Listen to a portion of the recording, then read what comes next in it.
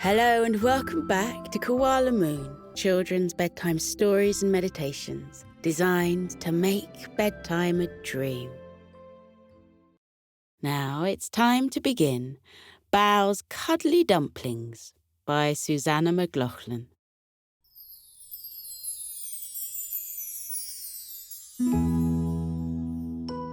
In a cosy house made of bamboo, there lived a family of pandas. The littlest panda, though he wasn't quite so little anymore, was named Bao. Once just a little ball of black and white fluff, Bao was now growing up and becoming taller and rounder, but no less fluffy. Today was a big day for Bao. Every Sunday, he, his mum and his grandma would gather around the table and make dumplings, wrapping vegetables in dough and folding them into the perfect shape with a pinch. It was a family ritual and one that Bao loved more than anything. However, this Sunday, Bao's mum and grandma wouldn't be here. A travelling wool shop would be rolling into Sleepy Forest, towed by a sheep on a bicycle named Wally. Bao's mum and grandma would be the first there to pick the brightest and fluffiest yarn, and then they were sure to while away the afternoon knitting with the other crafty creatures of the forest. This was all well and good, but what about Dumpling Day? They couldn't miss Dumpling Day. Bao pouted for a minute or two that morning, unsure what to do with himself. His grandma chucked him under the chin and chuckled. "Why the long face, Bao?" she had asked.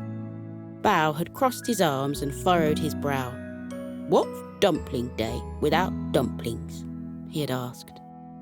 His grandma feigned a puzzled look herself and said, "Who said there'll be no dumplings today? Your mother and I were looking forward to seeing what you created all on your own. You're old enough now, Bao, to be a trusted dumpling chef all on your own. We've taught you well over the years, and if anything goes terribly wrong, your dad will help." Bao's dad gave him a goofy grin from behind his newspaper. Bao's eyes glimmered, and he puffed his chest out a little. Could he really make the dumplings all by himself? Maybe, just maybe he could. Bao waved from the decking as his mum and grandma strolled off between the trees. He snapped a piece of bamboo from the nearby plants and chewed on it thoughtfully. If he was to be a real, grown-up dumpling chef from now on, he would need a hat. A special white chef's hat. Bao headed to the laundry room and looked at the crisp white pillowcases still warm from the dryer. Maybe he could use one of those. He put one on his head and went to look in the mirror. It was almost like a chef hat, but it wouldn't stand upright. It fell down his back like long flowing hair. He practiced flipping his fake hair from left to right a couple of times and then took it off. Clean laundry was stacked in front of the washing machine. On the top of the pile was a pair of Bao's crisp white underpants. He put them on his head. They were perfectly starched and a brilliant white, and stood regally up from his head. Now that was a chef's hat. Bao looked at himself for a couple of seconds more, crossing his arms and raising one eyebrow after the other, before grinning and skipping his way into the kitchen. It was time to cook. First things first, Bao needed flour. He opened the pantry door. On the bottom shelf, between dried noodles, packets of pickled seaweed, and big sacks of rice, was a floppy bag of flour. Bao grabbed it with his paws and pulled. Nothing. This thing was heavy. Bao was about to call his dad when he realised he was old enough and strong enough to do it by himself. All he had to do was think strong. He imagined he was a strong, mighty ox lifting the sack above his head. Before he knew it, He was lightly dusted with flour and carrying the bag overhead towards the table. He put it down, and small twisty clouds rose into the air. The flour got in his nose, and he sneezed, then giggled. Bao would use the flour to make the dough for the dumpling wrappers. He started by washing his paws, lathering up soapy suds in his furry hands. Then he dried them on a soft, fluffy tea towel and got to work. He took out his measure and scooped a big pile of flour. Into the bowl it went. Once more, he took a big scoop and let it avalanche into the bowl, creating a dusty white landscape that could be the snow-capped peaks of the Himalayas. Next, he filled his water jug to the perfect level, sticking out his tongue in concentration. Then he put another splash of water for good luck and poured it all into the bowl, creating streams and rivers amongst his mini mountains. Next, Bao put in his paws and began to mix everything up. The flour and the water mixed to make a sticky, gloopy dough that coated his paws. He chuckled. Maybe the extra splash was too much. He added another sprinkling of flour and mixed until the dough felt just right. Now Bao covered the wooden surface with a sprinkling of flour and slapped the dough onto the worktop, just for fun. Now it was time to knead the dough. He folded and pulled the dough, pushing into it with his paws. He kneaded it for 5 minutes, then 10, then 15. Bao's paws were getting tired, but he wouldn't stop until it was the perfect texture. He gritted his teeth and continued to knead until the dough was a beautiful, perfect cream-coloured ball. Bao smiled at it triumphantly. It looked even better than usual. He lovingly placed his dough back in the bowl and covered it with a tea towel. He wished it sweet dreams as he set it aside to rest. Next, Bao turned his attention to the filling. He wandered over to the fridge and wondered what to use. Usually, they would follow his grandma's recipe, but today he was in charge. He pulled out mushrooms of all sizes and shapes and a bunch of chives. He brought out a block of tofu that wriggled and jiggled on his plate, and a big frizzy cabbage. Perfect. First, Bao used his special bamboo knife to chop garlic, breathing in the delicious smell, and then minced a knobbly piece of ginger. Next, he chopped some bamboo shoots before turning his attention to the mushrooms. There were little round shiitake mushrooms and big frilly oyster mushrooms. There were teeny tiny enoki that looked like the mushrooms that fairies would eat, and little chestnut mushrooms with round caps. Bao chose a few of each and chopped them up teeny tiny. Next, he crumbled the tofu and sliced the cabbage into tiny ribbons.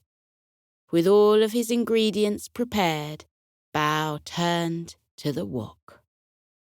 Just as he had done 1,000 times before with his grandma, he turned on the stove and put a splash of oil in the big round pan. He added his ingredients one by one and shook the pan to send them jumping and tumbling through the air, cooking beautifully as they danced. Next, he took his favourite sauces out of the cupboard and added a splash of this and a splosh of that, until it smelt delicious. So far, so good. Now for the mixture to cool. Bao sat at the counter and flicked through his dad's paper as he waited. Although he was old enough to make dumplings, Bao decided he wasn't old enough to read his dad's newspaper yet. He puzzled over an article about the best way to mow your lawn for a while, before giving up and flipping to the crosswords in the back. That was much more fun. Before long, it was time to wake his snoozing dough. Bao brought it back to his workspace and untucked it from the tea towel. He cooed, "Wakey, wakey," and flipped the bowl so the dough landed once more on the floury tabletop. Next, Bao separated the dough into 12 balls and rolled them flat with his big rolling pin. He put a spoon of filling in each and brought the edges of the dough together, sealing each dumpling with an expert pinch. One of them tore, and he had to start again, but he thought that was okay. 11 out of 12 first time was a near-perfect score. Next, Bao put 4 dumplings into a bamboo steamer and another 4 in another basket on top. Then another 4 on top of that, and 4 in the very top. 4 times 4 made 12 steaming dumplings. Bao placed the tower carefully on top of a bubbling pan of water and let the steam twist and twirl its way up and around each dumpling, cooking them until they were soft and scrumptious. As the dumplings steamed, Bao sat back at the table and stewed over his crossword, nibbling his bamboo pencil as he thought. Before he knew it, the kitchen timer trilled, and Bao skipped over to the cooker to check on his dumplings. They would be ready now. Bao lifted the tower of baskets from the stove and carried them to the work surface. He lifted the lid off the very top basket to find nothing. Where were the dumplings? He could have sworn he put 4 in each basket. 4 times 4 makes 12, right? Just then, he heard a mysterious boing in the corner of the room. Bao spun around, but there was nothing there. No bunny or spring or anything else that boinged. He turned back to the basket and lifted off the top layer to look in the next basket. Phew! There were 4 perfect dumplings in the next basket, smiling up at him. Wait, smiling? Before Bao realized what he was seeing, the 4 dumplings rocketed and ricocheted out of the basket, boinging onto the work surface across the room. Their giggles reverberated around the room. Bao stood there with his wooden spoon in hand and his mouth open. Did his dumplings just smile at him? And move? Bao lifted up the next compartment to see in the next basket. 4 dumplings snoozed in the steam, snoring. Oh, thank goodness, Bao thought. These ones are asleep. He lifted them up to peek at the last layer, and as he did, the dumplings awoke from their slumber and ping-ponged off to join the others, boinging around the kitchen. Out popped the last 4 dumplings, and soon 12 dumplings were having the time of their lives bouncing around the panda's home. Bao got his grandma's recipe book out of the cupboard and wondered what he could have possibly done wrong. Maybe he used the wrong kind of flour, or didn't rest the dough long enough. Bao shook himself. There was no flower he knew that came to life. It was obviously some kind of wonderful miracle, and that was that. The panda put his paw on his chin and wondered how on earth to catch all of the bouncing dumplings. He chased them for a while, cooing, "Come back!" and "Here, dumpling, dumpling," to no luck. They had boundless energy. How was he going to calm them down? Finally, Bao thought about his grandma and how she used to calm him down when he was little. She would sing him a little lullaby. Bao sat on the kitchen floor, closed his eyes, and began to sing improvised songs like "Twinkle, twinkle, little dumpling," and "Rock-a-bye dumpling." As he sang, the giggling and boinging began to subside. He heard little chuckles and little sighs as the dumplings began to move their attention to the singing panda. He kept his eyes closed and continued his songs. Once the kitchen was quiet around him, Bao opened his eyes. 12 little dumplings were beaming up at him from his lap. They huddled together and made exciting little coos, hopping around Bao's lap as if saying hello. Bao waggled his fingers at them. "Hello, little dumplings," he said. "Look at you. It looks like I am an unusual dumpling chef. I've never seen alive ones before." He pointed at the underpants on his head. "Maybe it's my magic chef's hat," he said.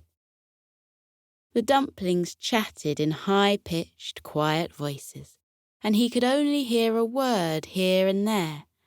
But it seemed they liked the little panda, and the feeling was mutual. Bao welcomed the little dumplings to the world. They all sat there in the kitchen for a while, getting to know one another. As the dumplings jumped up and down in his lap, Bao decided he should make this day very special for them. It was their birthday, after all. They hadn't even seen the outside yet. Bao tapped his shoulders and encouraged the little dumplings to run up his arms and get comfy. Once they were all snuggled into his fur, Bao stood up and carried them out the door. He hopped down the porch stairs and nestled his feet into the grass. "This is Sleepy Forest," he told the dumplings.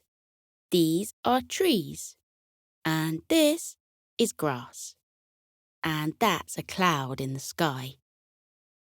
The dumplings oohed and ahed from his shoulders. Bao set off walking through the forest. The sun was shining and reflecting from the bamboo and palm trees around the panda's cabin. Birds tweeted overhead, and a warm breeze ruffled through his fur. The air smelt like pine needles and orange blossoms. Bao followed his favourite track into the forest and out into the clearings beyond, where bees buzzed and golden wheat swayed in the breeze. He plodded slowly up towards the top of the tallest hill, humming to himself as he went. Before long, the dumplings began to hum along with him. Then he began to sing, and they soon picked up the tune and sang along. Then they sang in rounds. The panda would sing a verse, then one by one the dumplings would join in until they were all singing at different times. Bao soon got lost, and they all stopped singing and giggled. Bao sang one last chorus, and the 12 dumplings each sang a different harmony, so they sounded like quite the choir. Or pop group. Bao would quite like to be a pop star. Soon they reached the top of the hill, where you could see the glimmer of the sea in the distance, and the forest stretched out below you, dotted with the cosy homes of the friendly animals who lived there. The dumplings hopped off Bao's shoulders, and Bao laid down into the soft grass. The dumplings settled around him and let out small sighs as they got comfy. "This is your new home," Bao told his 12 little friends. Bao watched the clouds drifting overhead as he chatted idly with his dumplings. He pointed out the clouds and what they looked like: sheep and stars, whales and crocodiles. The slow movement of the floating clouds and the soft grass soon made Bao drift off, snoring softly, and the dumplings followed soon after. Bao was eventually woken by a high-pitched noise, like the whee of a child going down a slide. He rose up puzzledly and looked for the source of the noise. Something was rolling down the hill. Was it a ball or a stone? No, it was one of his dumplings. As he watched, another dumpling jumped from its place on the grass and rolled and tumbled down the hill with a high-pitched whoop. One by one, the dumplings bounced and rolled down the hill, giggling and shouting as they went. Bao laughed as he watched them, holding his belly. The dumplings now gathered at the bottom of the hill, calling to the panda. Bao shrugged, rolled into a ball, and tumbled down the hill in a series of giggly somersaults. He landed in a heap at the bottom of the hill, and his dumpling friends climbed on his stomach, using it as a trampoline. Bao could not stop laughing. Once the giggles had subsided, Bao thought it was time to go home. The dumplings climbed back on his shoulders, and the happy panda began to stroll through the trees back to his bamboo home. He returned to the cozy cabin and called through to his dad to say hello, setting the dumplings down on the kitchen table. He looked to the kitchen, and his jaw dropped. What a mess! There was flour and crockery everywhere. A good chef always does his washing up. His mum and grandma would be back any moment, and he couldn't leave it looking like this. Bao squirted soap into the washing up bowl and turned on the hot tap, sending a torrent of warm water to make a sudsy, bubbly pool. As he turned round to clean the pots, he heard a plop. Then another. Then 10 more. He knew what that would be. He turned around with a smile on his face to see 12 dumplings splashing around in the bubbles, bobbing and giggling to themselves. He rolled his eyes. "Out you get," he said, "unless you want to help with the washing up." The dumplings all began to nod and call, "We do, we do, we do." And Bao laughed. He gave them a sponge and put the first pan into the soapy water. The dumplings scrubbed it clean until it was sparkling, and Bao replaced it with another.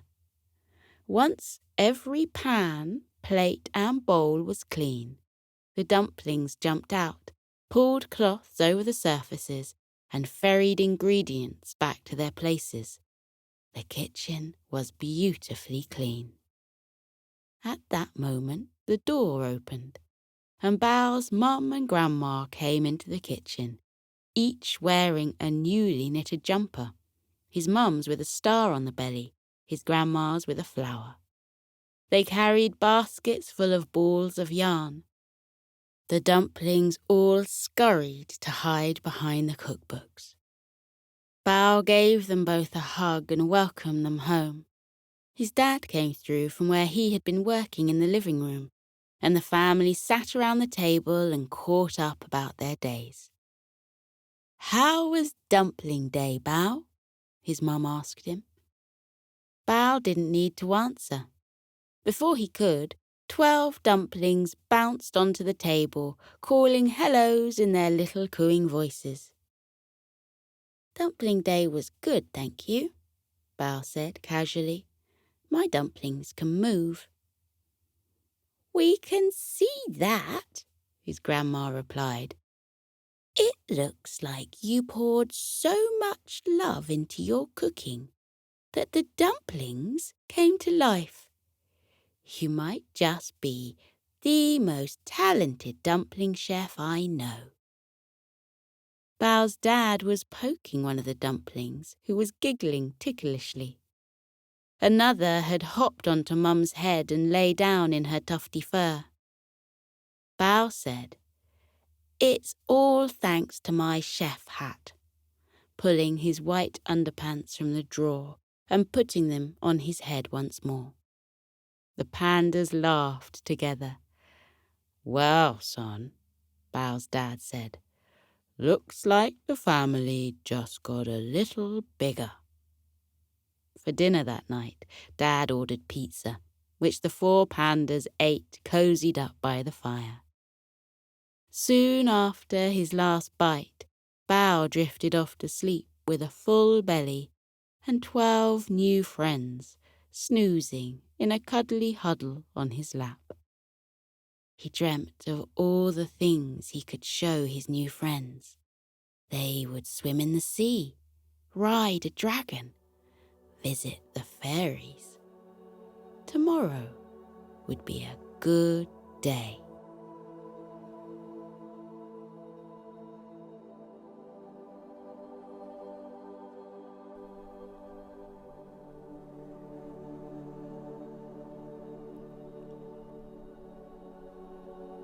Now we're floating into a deep and peaceful sleep. Feel how your muscles are relaxing. Your arms are heavy and your legs are too, as they loosen and release any tension remaining from the day. Feel how you let your body fall into the cozy warmth of your bed. Close your eyes. Let your eyelids be heavy. Breathe deeply. Breathe in and out. Breathe in and out as you continue to breathe deeply, and as you keep feeling how your body becomes soft and heavy with sleep. Let your mind drift away. That is the wonderful secret about sleep.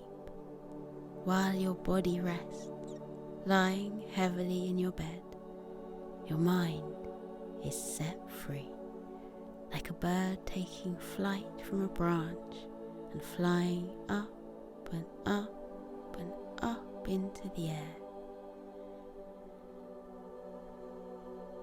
Feel how your mind loosens now, like a balloon that has been untied from a fence, and floats up and up and up like a bird. Up and up and up it floats towards the sky, until it reaches up into the clouds. Imagine that you have risen up high above the world and your head has poked up through the clouds. Then spread out all around you in the silvery moonlight, white fluffy clouds that look like cotton wool or marshmallows. They look so soft and squishy. You can lie back on them and roll around in them. Try it now. Lie back in the soft cradle of the clouds. Feel how they swirl and wrap around your body, holding you gently in the world of sleep. Clouds come in all shapes and sizes. Some are big and fluffy, some are slender wisps. Some look like puffy mushrooms, and others look like paintbrush strokes that have been left on the dark sky. Let your body relax. Let your mind relax too. Let your mind float off into sleep. You are peaceful. You are safe. You are being held in the cozy warmth of sleep. With your eyes closed, let your mind drift up, up, up and away. In the world of dreams, you can go anywhere you like. You can float on blue oceans with ripples and tufts of waves. Or you can visit castles built in the sky with spiralling turrets and drawbridges over sparkling moats.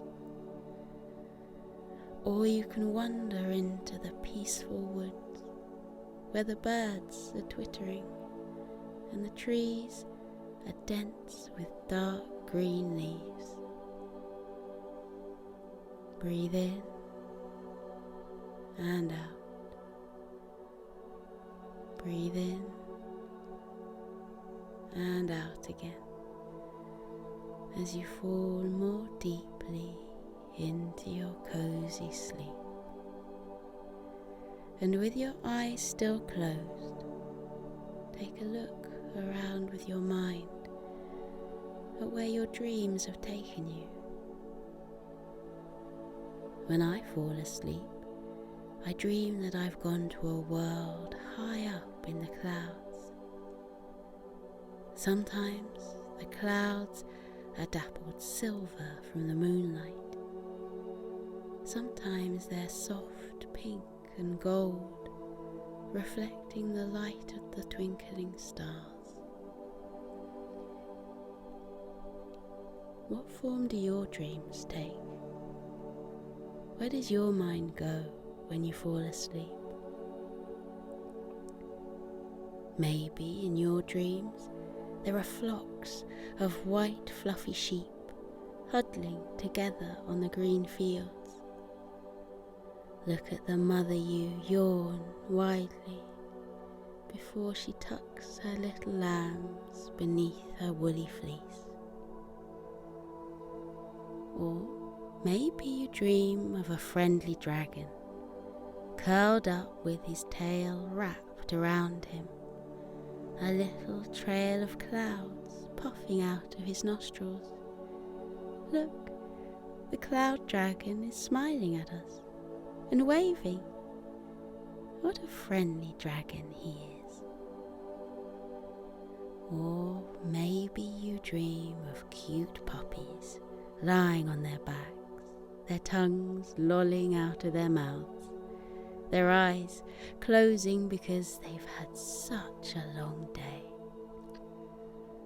They look tired, and there's their papa dog, fluffy and white, padding softly over to wish the puppies good night. Up here on the sea of clouds, you can be free. Feel how light you are, weightless, floating, drifting through sleep. Feel everything heavy from the day lift off you and drift away, taken away by currents until they disappear over the bank of clouds. Any worries you have been having, watch them float away. Anything that has been weighing on your mind during the daytime, now you can let them go and watch them drift away. Your worries are not you. You are not your worries. You can let them go. Watch them float away. Now you are light as air. You are as gentle as starlight. You are as soft as the clouds. Up in the sleepy sky, everything is weightless and peaceful. The clouds stretch out like a sea of tranquility.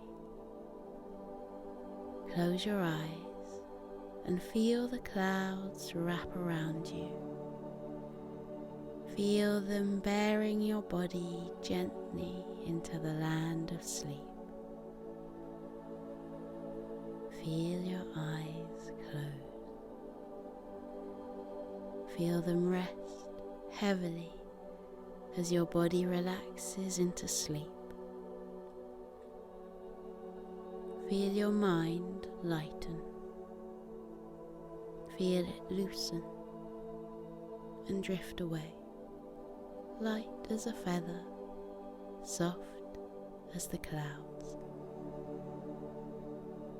Breathe in and out. Breathe in and out. The world of clouds is waiting for you. Let yourself fall into the clouds' soft, warm hug. They are here to protect you. They are here to cushion you. They are here to hold you as you enjoy your deep and peaceful sleep. Sleep well, little one.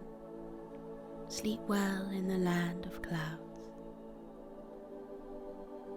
Feel how light you are. Feel how weightless, floating, drifting through sleep, light as air, gentle as starlight, soft as clouds. Good night, little one.